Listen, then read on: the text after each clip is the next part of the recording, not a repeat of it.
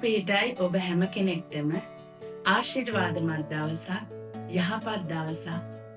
ඉතින් අද දවසෙත් අපි බලන්නට යන්නේ දෙවියන් වහන්සේගේ ප්‍රේමය ගැන.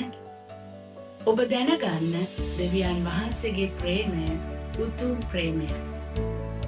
ඒ උතුම් ප්‍රේමය ඔබට මට උන්වහන්සේ දක්වා තිබෙනවා.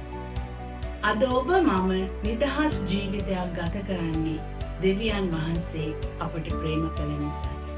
අද ඔබ මම ජයග්‍රාහික ජීවිතයක් ගත කරන්නේ දෙවියන් වහන්සේ අප කෙරෙහි දැක් වූ ප්‍රේමයයි. අද ඔබ මම සාර්ථකත්වයෙන් ජීවත් වෙන්නේ දෙවියන් වහන්සේ අප කෙරෙහි දැක් වූ ප්‍රේමයයි. ඒ වගේම ඔබ දැනගන්න ඔබ අද සුවෙන් ජීවත් වෙනවද? ඒකට හේතුව තමයි දෙවියන් වහන්සේ ඔබ කෙරෙහි දැක් වූ ඒ උතුම් ප්‍රේමය නිසායි.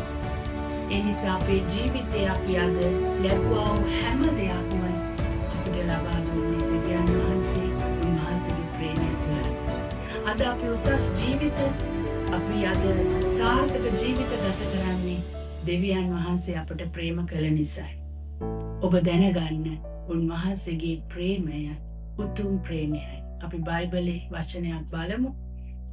කොලොස්සි 1 පරිච්ඡේදයේ 13 වෙනි වචනය. පියාණන් වහන්සේ අන්ධකාරයේ බලයෙන් අප මුදා තමන් ප්‍රේමයේ පුත්‍රයාණන්ගේ රාජ්‍යයට අප පමුණුවා ගත්සේක. අප හැම කෙනෙක්වම උන්වහන්සේගේ ප්‍රේමයේ පුත්‍රයාණන්ගේ රාජ්‍යයට පමුණුවාගෙන තිබෙනවා. ඉතින් අපි ඒ ප්‍රේමවන්තයාණන් තුලයි ජීවත් වෙන්නේ. අපේ ප්‍රේමවන්තයාණන් කවුද?